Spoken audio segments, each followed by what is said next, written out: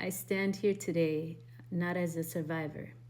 I was a survivor for many years. I battled post traumatic stress disorder for almost 30 years, and I'm an example of what healing trauma looks like. We never stop healing as long as we're here having this physical experience. But I wanted to share there's healing through the arts, and everything that we express is an art piece of our soul. And so I wanted to share how poetry has kept me alive. Just a real quick couple seconds. Poetry has kept me alive by providing me a place to feel the life that I couldn't feel inside of me for many years. Poetry was a place that I've lived, I've died, I've cried, I loved. Poetry is who I am, and I am here to give the child a voice. So I wanted to share something with you guys really quick.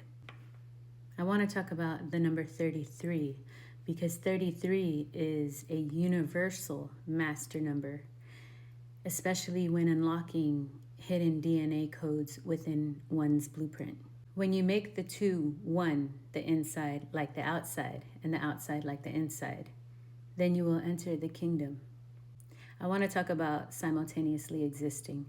The intangible and tangible realms work together, they correlate together to experience this physical realm, this physical reality. The faculty of intellect and the emotional senses of the physical realm work together as one force of many. The emotional force is represented by water. The intellectual force is represented by air. Life force, the chi, the prana, the fire that burns within, the spirit, is represented by fire. The body works as a transmitter to relay information across the realms through the heart, so we can have this physical experience. The single eye of many eyes, of different perspectives, of many angels or different angles of light experiencing itself simultaneously. It is through the body and the physical realm that we can change negative thought form patterns that manifest in the mind of God to positive thought form patterns. We can expand consciousness through changing the patterns by how we choose to respond to experiences. When we start to apply knowledge and understanding to the actions that we take here, the karma, the action, the movement that we take, the cause and effect that we take in the physical realm to the archetypal pattern that is manifesting, we can change the form of the pattern.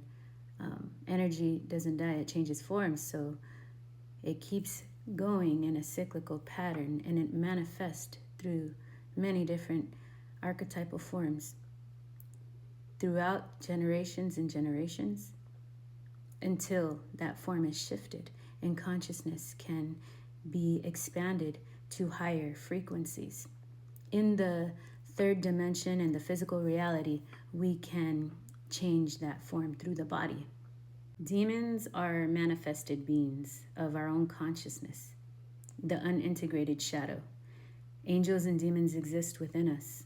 Entities can control those aspects of your life when you are working out of the two extremes. Our body is representative of the cross and not in the center. The center where the heart, there's a blockage in the heart space. It's like the heart being frozen in the lower realms. And there's a cognitive dissonance we experience between our higher self and our physical reality, our lower self. And through the heart that pumps the blood, there's a flow that goes that's connected to our higher self. See, we are never separate from God. God is within us. We are never separated from God. There's an illusion that we are separated from God when we're manifesting out of the extremes, out of the polar opposites, and not from the middle path, the center, the heart. We're not manifesting out of the heart. We're manifesting out of the extremes.